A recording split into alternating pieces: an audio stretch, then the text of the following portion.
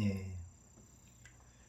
밀레도에서 에베소 교회 지도자들과 작별을 하고 바울 일행은 다시 배를 타고 고스 섬으로 가게 됩니다. 이게 고스라고 하는데 이게 영어로 하면 코스예요. 코스 섬으로 거쳐서 그다음에 로도 섬으로 가겠는데 이 로도스 섬이에요. 로도스 섬으로 가서 바다라 그냥 뭐 바다가 아니라 이런 영어로 하면 파타라 섬에 도착을 하게 됩니다.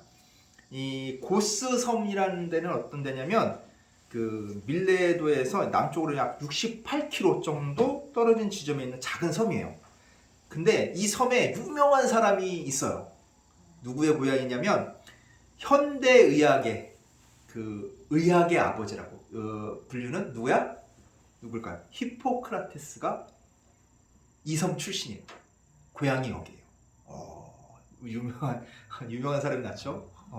그러니까 요즘 의사들도 다 히포크라테스 선서를 하잖아. 의사가 되기 전에. 예, 그 히포크라테스가 태어난 곳이 바로 이 고스 섬이에요. 이 고스 섬인데 여기는 해상 무역이 아주 요충지예요. 그래서 그 무역이 굉장히 발달되어 있어요. 그리고 이 히포크라테스의 고향답게 여기 주요 수출품이 뭐냐면 약재를 또 만들어서 약재도 팔고 약도 만들어서 팔고 그다음에 보리를 파는데 사람들이 보리하면 그냥 먹는 거잖아 하는데 보리를 어떤 식으로 파냐면 환자식으로 파는 거야. 환자들 건강 회복하는데 그 보리죽 같은 거를 만들어서 먹게끔 이렇게. 그러니까 이 고스섬에 있는 보리를 먹으면 왠지 많이 잘 날 것 같잖아요. 그리고 또 포도주를 파는데 일반적으로 이렇게 술 취하기 위해서 마시는 그런 포도주 그런 게 아니라 소독하는 용도 그리고 강장제 몸을 좀 회복하는 용도로 그 포도주를 팔았어요. 그리고 또 올리브도 또 팔았는데 그냥 다른 올리브는 그냥 먹기 위해서 하는 건데 여기 올리브는 또 어떻게 광고를 하냐면 야 피부 질환 치료에 우리 고스섬 올리브가 최고야. 고스 딱 도장 찍어서 팔았나 보지. 그래가지고 이렇게 수출품이 유명했어요. 약재, 보리, 포도주, 올리브 이렇게 해서 파는 대로 유명했는데 작지만 굉장히 수출품도 많고 괜찮은 섬이죠. 그 섬을 지나서 로도섬, 그러니까 영어로 하면 로도스 섬에 딱 가는데 이 로도스 섬은 그 그리스, 이집트, 소아시아 지금 이제 지금 투르키예로 이름 바꿨죠. 이 해상을 잇는 그 해상 무역의 중심지예요. 그래서 여기가 왜 유명하냐면 섬이 좀 크기도 하고 여기서 그렇게 이 해상 무역의 중심지이기 때문에 로디안법이라는 게 있어요. 로디안법이 뭐냐면은 현대 해상법의 시조예요. 시조. 항해할 때는 어떤 규정을 지켜야 되며 그 다음에 해상 무역할 때는 막 손해를 입혀라. 풍랑이 막 일고 불면은 야 이거 짐이 많으면 배가 가라앉을 수 있으니까 짐을 막 버리기도 하잖아. 예? 그때 이 피해를 누가 버린 사람이 짓냐? 아니면 화주가 그 물건을 시킨 사람이 짓느냐? 그런 것들도 딱 법률로 정해놓은 거야. 공동으로 손실을 부담한다. 이렇게 법을 정한 게 바로 이 로디안법인데 이게 현대 해상법에도 이게 똑같이 적용이 돼요. 그리고 보면은 그 바다에서 이렇게 조난 당하면은 다른 배들이 이렇게 조난 신호하면 다른 배들이 와서 구조하러 가잖아. 이게 그때 생긴 거야. 그 구조해야 된다는 법이. 이 사람들이 그 법을 만든 사람이에요. 이거 되게 유명하죠. 그렇죠. 이 로도섬을 지나가지고 어디로 가냐면 파타라 섬에 가는데 섬이 아니야. 파타라는 섬이 아니야. 네, 죄송해요. 파타라는 이 항구예요. 항구. 소아시아 남서해안에 위치한 항구 도시예요. 이게 항구 도시인데 이 항구 도시가 굉장히 커요. 그래서 큰 배, 작은 배가 오는데 이 바울 일행이 타고 왔던 배는 그래도 등치가 작은 배야. 그래서 멀리 이 지중해 가운데를 통과해서 갈 수가 없으니까 어떻게 돼요? 섬과 섬 사이, 육지와 섬 사이를 퐁당 하면서 이렇게 간 거야. 그러니까 시간이 많이 걸리잖아요. 그래서 여기서 큰 배로 갈아타는 거야. 큰 배로 갈아타는데 이제 그 어디까지 가는 배냐면 베니게행이라고. 베니게라고 하는 게 뭐냐면 참 이게 성경이 아쉬운 점인데 이게 페니키아예요. 그 잘 모르는 이렇게 현대적인 용어로 사람들이 알 수 있는 구체적인 용어로 바꾸면 굉장히 좋을 텐데 그렇게 용어를 못 바꿔서 그래. 이게 페니키아 하면 알겠죠? 페니키아 많이 들어봤죠? 이 페니키아로 가는 배로 갈아타는 거예요. 그 페니키아로 가는 배는 그 거의 무역선이기 때문에 배가 커요. 그래서 이제 지중해로 가로질러 가는 거야. 지중해로 가려서 이제 두로 쪽으로 가는 배였기 때문에 도착 시간이 굉장히 단축이 돼요. 퐁당퐁당 가는 게 아니라 그냥 쭉 가로질러 가버리니까. 그래서 이 페니키아는 지금의 어느 지역이냐면 그 지도로 보면 레바논, 시리아 서쪽, 그 다음에 이스라엘 북부 지방, 요쪽 지역이 이 페니키아 지역이에요. 예, 페니키아는 나라 이름이 아니에요. 나라 이름이 아니라 이게 두로, 시돈, 뭐 비브로스 같은 해양 무역을 하는 도시, 그 도시가 하나의 국가인데 이 도시 국가의 연합체. 자, 우리 무역하는데 우리가 서로 이익되게 서로 힘을 합치자 해가지고 각기 도시 국가의 연합체예요. 그래서 그 페니키아라고 하는 게 지명도 되고 그 연합체를 얘기하기도 해요. 그쪽으로 가는 거야. 이 페니키아 쪽으로 두로 시도니 쪽으로 쭉 가는 거예요. 그래서 배가 이제 두로 방향으로 가는 거예요. 그래서 이 구브로 섬 남단을 지나서 시리아 서남쪽 팔레스타인 서북방 그 두로에 딱 도착을 해요. 키프로스 섬. 이게 하니까 좀 뭐 생각이 좀 나요? 바울과 바나바가 맨 처음 선교했던 선교 지역이죠. 거기로 이렇게 가로질러서 간 거예요. 이제 그 배에서 이제 화물을 이제 큰 배니까 주로 사람보다 화물을 많이 실는단 말이에요. 화물을 말해서 그 화물을 내리는데 어느 정도 시간이 걸리냐면 일주일 정도의 시간이 걸리는 거야. 그러면 거기서 뭐해? 다시 또 배 타고 가야 되니까 바울이는데 뭐해? 내려가지고 이제 거기 이 두로에서 신앙생활하는 기독교인들을 만난 거야. 찾아서 만나가지고 같이 이렇게 일주일 동안을 같이 지내게 됩니다. 근데 이 사람들도 이 도시국가, 상업적인 도시국가다 보니까 워낙 이제 호랑방탕하고 그 지역이 아주 그러니까 뭐라고 보면 유흥지대야. 안 좋은 것들이 너무 많아. 거기서 신앙생활하기가 쉽지가 않은 거예요. 그러다 보니까 이 사람들이 얼마나 신앙적으로 튼튼하냐면 이 사람들이 이미 성령을 통해서 바울이 예루살렘으로 가면 고난을 받는다는 것을 알았어. 그래서 이 두로의 성도들이 바울에게 이렇게 얘기해요. 예루살렘은 가지 마십시오. 가면 고난을 받습니다. 하고 얘기를 하는 거예요. 자, 그러면 바울이 그럼 가지 말아야겠다. 이렇게 한 것이 아니라 5절에 보면 이렇게 나와요. 이 여러 날 지낸 후 우리가 떠나갈새 그들이 다 처자와 함께 성문보까지 전송하거라. 우리가 바닷가에서 무릎 꿇어 기도하고. 그렇게 했지만 바울은 여전히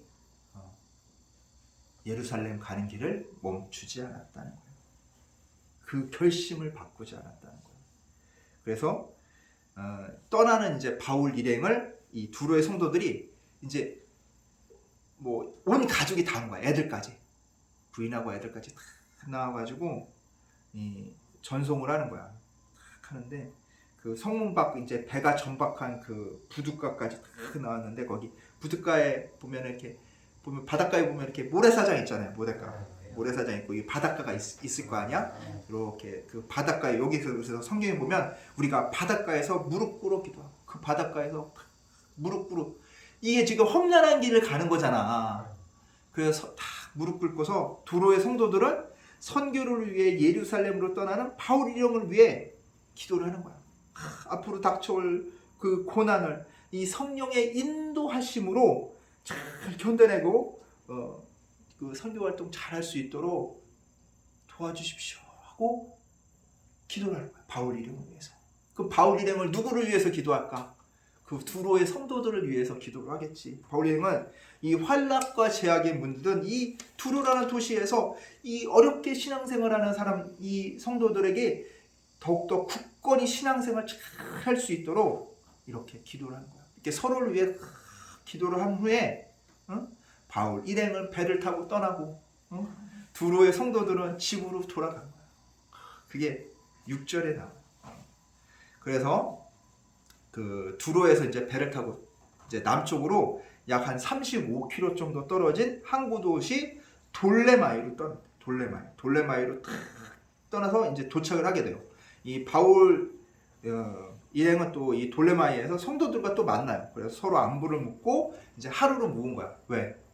이제 거기까지 왔으니까 이제 빨리 가야지. 이제 배를 더 할 게 아니라 타고 갈 게 아니라. 그래서 다음 날 남쪽으로 이제 약 50km 떨어진 가이사랴로 출발을 해요. 50km 떨어진 가이사랴로 출발을 하고 그래서 이제 가이사랴에 도착해요. 그래서 그 가이사랴에 누가 있냐면 초대교회 이제 그에서 세운 7 집사 중에 한 명인 빌립 집사가 살고 있었어요. 그래서 그 집에 방문해서 그곳에 머물게 되는 거야. 딱 머물게 되는데 이 빌립 집사에게는 딸이 몇 명 있냐면 4명이 있어. 4명이 있는데 다 시집을 안 갔어. 시집을 안 간 처녀들인데 그들에겐 특별한 은사가 하나 있었어요. 무슨 은사냐면 미래를 아는, 그래서 예언하는 은사가 있었어요. 그 은사가 있는 집에 딱 머물렀는데 거기서 이렇게 머무르고 있으니까 그때 10절에 보면 유대 예루살렘 지역에서 아가보라는 그 선지자가 딱 방문을 해요. 아가보라는 선지자가 딱 방문하는데 그 사람이 아가보가 다 보더니 그 바울 일행들한테 자 저한테 허리띠 하나만 주십시오. 딱 그런 거야. 그 옛날 허리띠는 지금 허리띠처럼 이렇게 가죽으로 된 게 아니라 천으로 이렇게 돌돌돌돌 말아가지고 이렇게 묶는 거예요. 천으로 이렇게 돌돌 말아서 이렇게 묶는 거예요. 묶는 천을 얘기해요. 그 허리띠를 하나를 달라는 거야. 여러분이 갖고 있는 허리띠 중에 하나를 달라고 얘기를 해요. 그러더니 그 허리띠 딱 주니까 허리띠를 가지고 자신의 손과 발을 묶는 거야. 갑자기 딱 묶더니 자, 이 허리띠 임자는 이제 예루살렘에서 유대인들이 이렇게 붙잡혀가지고 로마인들한테 넘겨주게 됩니다. 라고 예언을 해요. 이 얘기를 딱 들으니까 바울 일행들이 바울 빼는 거 다 놀라는 거야. 지금 봐봐. 바울도 자기가 뭐라고 그러냐면 자 에베소에 있는 지도자들을 데리고 그 마지막 그 고별 설교를 할 때 자기가 예루살렘에 붙잡혀가지고 예루살렘에서 붙잡혀서 고난당하게 된다라고 얘기를 했어요. 사람들이 그런가 보다 바울이 얘기하니까. 그리고 또 어디로 갔어? 어디로 갔어? 자 기도했다고 그랬잖아요. 자 여기 보면 두로에서 신앙생활을 하는 성도들도 뭐라고 예언했어? 성령 임재에서 야, 너 예루살렘 가면 바울이 어떻게 된다고? 고난 받는다고. 고난 받으니까 예루살렘에 가지 마라 라고 얘기를 했어. 근데 여기까지는 사람들이 그런가 보다 하고 넘겼잖아. 사람들이 하는 얘기니까. 근데 이 유대 예루살렘 지역에서 온 이 아가부라는 사람이 뭐라고 그래? 이 자기가 선지자라는 사람이 와가지고 갑자기 일행들한테 허리띠 하나 내놓으라고 그러지. 허리띠 하나 줘보세요 그러는데 누구 허리띠인지 어떻게 알아? 근데 허리띠를 줬을 거 아니야. 그 허리띠 임자가 누구야? 바울이야.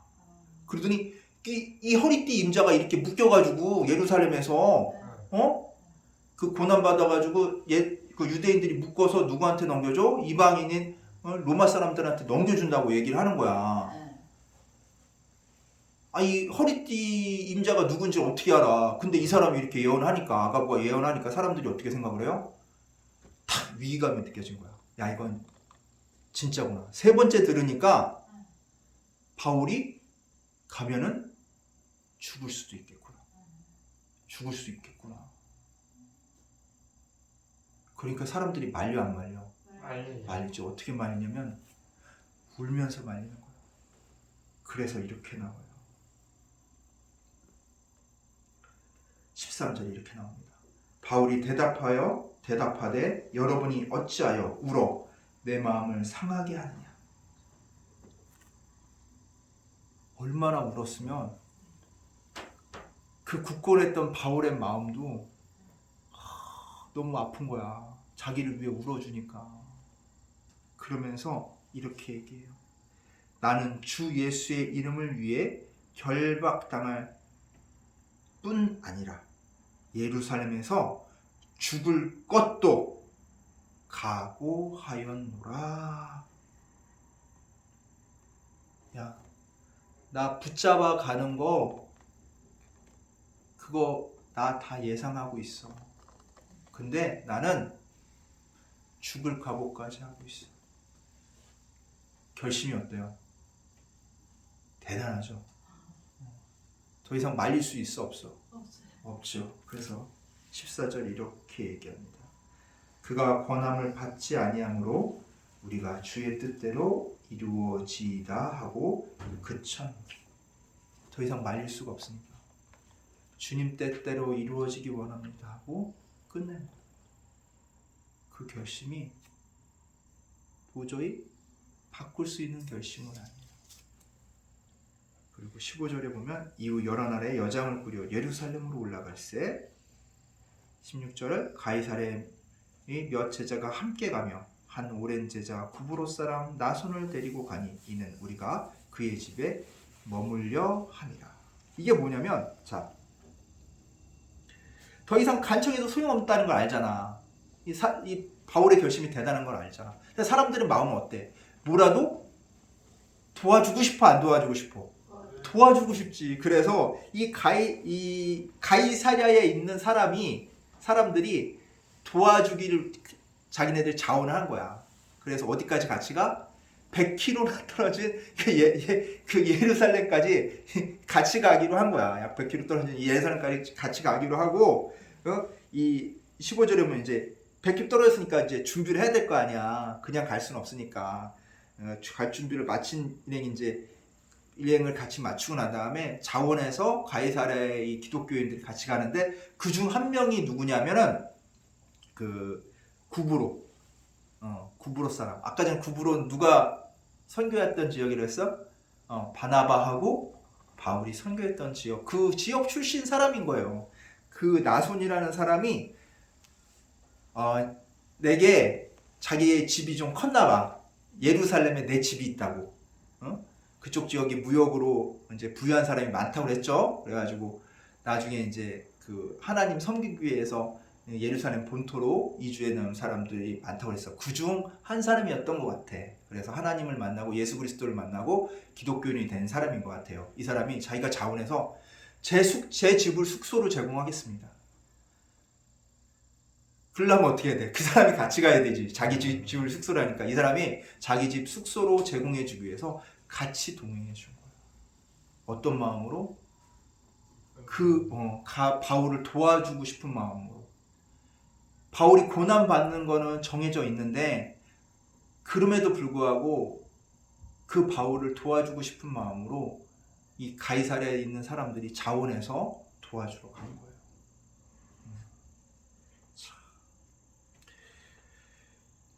이 보면은 사람들이 바울도 성령을 받았죠. 성령에 다 말씀을 해줬잖아. 그치? 예루살렘 가면은 고난을 받는다고. 우리 사도행전 20장 22절에서 25절까지 한번 말씀을 볼까요? 누가 한번 읽어주실래요? 20장 22절에서 23절까지 한번 읽어주세요. 보라, 이제 나는 성령에 매여 예루살렘으로 가는데 거기서 무슨 일을 당하는지 알지 못하노라. 오직 성령이 각성해서 내게 증언하여 결박과 환난이 나를 기다린다 하시나. 아멘. 자, 뭐예요? 같은 성령이니까 같은 성령님께서 똑같은 거 고난을 받는다는 걸 보여줬죠. 바울한테도 보여줬죠. 자, 누구한테도 보여서?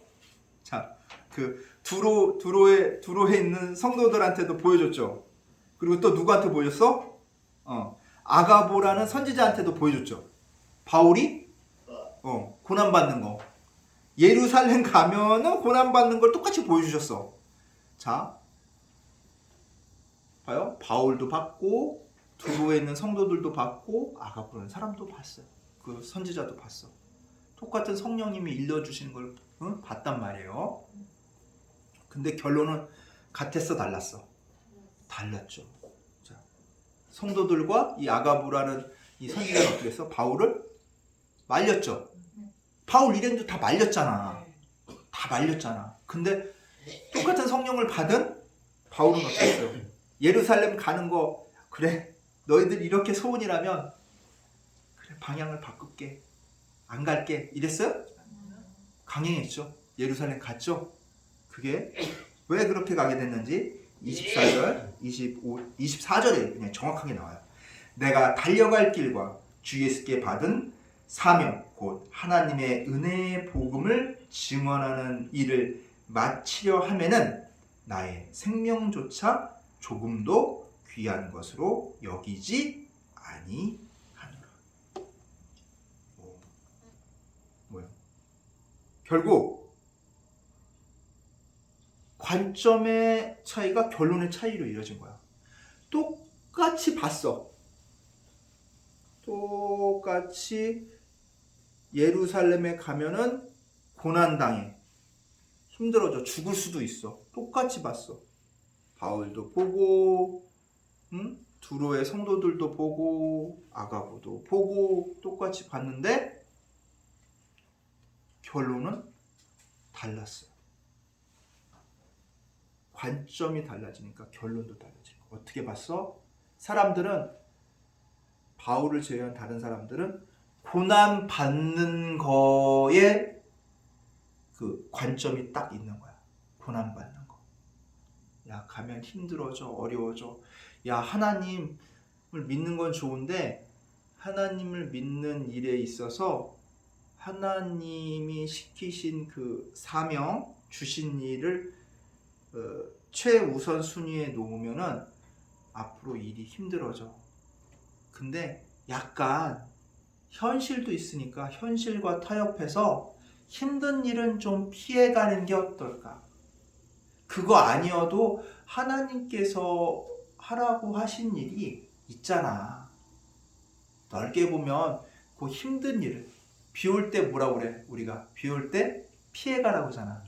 그렇지? 비 올 때 막 비 막 뜨는데 막 달려가 봐야 못 만졌지. 조금 비 그칠 때까지 기다렸다가 가면 괜찮을지 미련하게 어리석게 그러지 말라는 그런 옛말도 있잖아요. 그 사람들이 현실적인 얘기를 한 거야. 야, 그럴 필요 있냐? 그렇게 어렵게 복음 전할 필요 있냐? 할 일도 많은데 다른 지역 가서 또 복음 전하고 있으면 되지. 근데 바울은 뭐가 우선이었어요?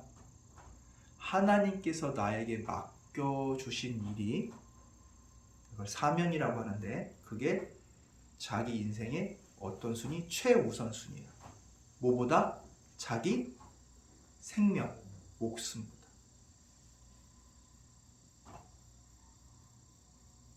물론 뭐 누구나 다 바울처럼 할 수 있는 건 아니야. 그치? 근데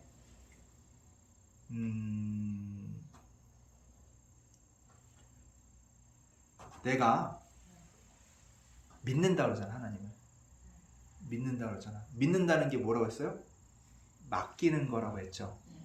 자, 맡기는 건데 나를 다 맡기는 거야. 다 맡기는 건 내 생명도 포함돼 안 돼? 포함되죠. 내 생각이나 모든 것들의 그 판단 기준, 나의 생명조차도 다 맡기는 거야. 그러면 그것을 맡겼으니까 그걸 맡은 사람이 어떻게 쓰든 나는 어떻게 해야 돼? 쓰는 대로 그냥 가는 거지. 그게 맡긴 거잖아. 근데 그거는 안 돼요. 그것만은 안 돼요. 이러면 맡긴 건가 아닌 건가? 아니게 되죠. 맡기지 못하면 그게 믿음이 없는 거예요. 믿음이 너무 간단해요. 맡기면 믿음이 있는 거야. 맡기지 못하면 믿음이 없는 거야. 나에게 믿음이 있고 없고는 본인이 제일 잘 알아. 내가 맡겼나 안 맡겼나 그것만 보면 돼. 기준이. 어떤 건 맡기고 어떤 건 못 맡기고 그러는 건 선택적으로 하는 거는 맡긴 게 아니야. 그럼 자기한테 좋은 것만 하지. 그렇잖아. 그럴 거 아니야. 그래? 믿음이라는 것은 좋고 나쁘고를 떠나서 그냥 다 맡기고. 그러면 큰 믿음, 작은 믿음은 뭐냐면 큰 믿음은 그렇게 맡기고 나서 근심하지 않는 거야. 작은 믿음은 뭐냐면 맡겼는데 근심하는 거야. 근심하잖아 지금. 바울 근심 안 하고 담대하게 나갔는데 그 주변에 있는 사람들은 근심하잖아. 왜? 너무 어려운 길을 가고 있으니까. 응? 더 근심해 준단 말이야. 근데 이렇게 너무 이제 울고 불고 이제 막 말리니까 바울이 어때? 마음이 안 좋잖아. 아, 야, 왜 그래? 나 지금 큰 믿음으로 나아가고 있는데 자꾸 너희들이 이렇게 붙잡으면은 내가 작은 믿음이 될 수밖에 없잖아. 그러니까 제발 그러지 좀 마. 그러니까 사람들이 그래서 뭐요? 21장 14절에 이렇게 하는 거야. 그가 권함을 받지 아니함으로 우리가 주의 뜻대로 이루어지다 하고 그쳤다라고 얘기하고 있어. 주님 뜻대로. 그래. 뭐야? 맡긴 거니까 주님 뜻대로 돼야 되잖아. 그렇게 맡겼으니까 이제 주님 뜻대로 되기를. 이게 차이예요. 같은 성령을 받아도 같은 것을 이렇게 성령님께서 예언적으로 보여주셔도 우리가 예언의 은사를 굉장히 사모해요. 우리가 미래를 알고 싶어 하잖아. 대부분 사람들이 미래를 알면 그거에 대해서 어떻게 한다고 생각해? 미리 알면 대처할 수 있다고 생각을 하잖아. 방법을 간구해서 대처할 수 있다고 생각을 하잖아. 근데 봐봐. 이 미래를 알았으니까 대부분 사람들이 생각하는 대처 방법은 뭐예요? 이 어려움을 피해가는 거잖아. 바울도 미래 알았어. 이 어려움 피해가 안 피해가? 안 피해가지. 안 피해가잖아. 예루살렘 가면 고난받을 거 알잖아. 자칫하면 죽을 수도 있는 걸 알잖아. 근데 피해가지 않잖아. 미래를 아는데 피해가지 않는단 말이야. 대부분의 사람은 미래를 알면 그 어려움을 피해가기 위해서 미래를 알고 싶어 하잖아. 바울도 미래를 알았어. 그 어려움 피해가 안 피해가? 안 피해가. 왜 안 피해가? 맡겼기 때문에. 하나님께 맡겼기 때문에 그런 거야. 주님 뜻대로 하기를 맡겼기 때문에. 주님께 맡겼기 때문에. 자신을 맡겼기 때문에. 자신의 모든 것을 맡겼기 때문에 주님이 원하는 대로 하기 때문에. 미래를 알아도 그만, 몰라도 그만, 아무런 상관이 없는 거야. 교회에서 그 미래를 막 예언하고 그러면 뭔가 피해가고 그거에 대한 대비를 하고 뭔가 대단히 뭐 할 것 같이 미래를 알아야 되는 식으로 얘기를 하지만 아니라고. 오늘 성경에서는 그걸 알려주고 있는 거예요. 미래 아나 모르나 똑같아. 중요한 건 뭐야? 하나님 뜻대로. 하나님 뜻대로. 주님 뜻대로 이루어지는 게 중요한 거야. 그 뜻대로 이루어지기 위해서 나를 어떻게 해야 돼? 맡기는 게 중요한 거야. 내 미래를 아는 게 중요한 게 아니라 나를 맡기느냐 못 맡기느냐 차이예요. 맡기면 돼. 우리가 성령의 은사 중에 많은 걸 간구해. 응? 나는 치유의 은사가 있었으면 좋겠고 나는 예언의 은사가 있었으면 좋겠고 그거는 필요하면 주세요. 필요할 때 성령님께서 내가 예언의 은사가 필요하면 예언의 은사 필요할 때 주시고 성령의 그 치유의 은사가 필요할 때 치유의 은사를 주신다고. 하다못해 방언의 은사가 필요할 때 방언의 은사를 주시는 거라고. 그거 필요할 때. 근데 중요한 기본이 뭐야? 내가 맡기는 믿음이 있어요. 맡기는 믿음 없이 내가 좋을 때만 내 좋은 것만 다 맡기려고 좋은 거 얻을 때만 맡기고 싶고 나한테 손해되는 거 있으면은 다시 도로 제가 좀 가져갈게요. 이러면 돼 안 돼? 안 되죠. 근데 그런 마음을 가져서는 안 된다. 물론 맡기고 나서 불안해할 수 있어요. 왜냐하면 두렵잖아. 가면은 고난 받는다는데 두렵잖아. 그 두려운 건 괜찮아. 왜? 그건 작은 믿음이라 했잖아. 작은 믿음이라도 있으면 어떻게 돼? 산도를 옮겨가라도 옮겨가는 거야. 응? 겨자씨만한 믿음만 있어도 그게 작은 믿음이야. 겨자씨만한. 근데 그 작은 믿음 있으면은 뭐냐? 근심하게 되니까 그 마음속은 그 근심할 동안 지옥이니까.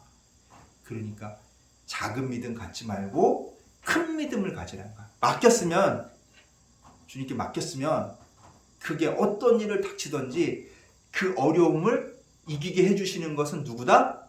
그래요. 하나님께서 이기게 해주시니까 사람들이 얘기하는 그런 어려움, 닥쳐올 그 고난에 대해서 걱정하지 말라는 거야.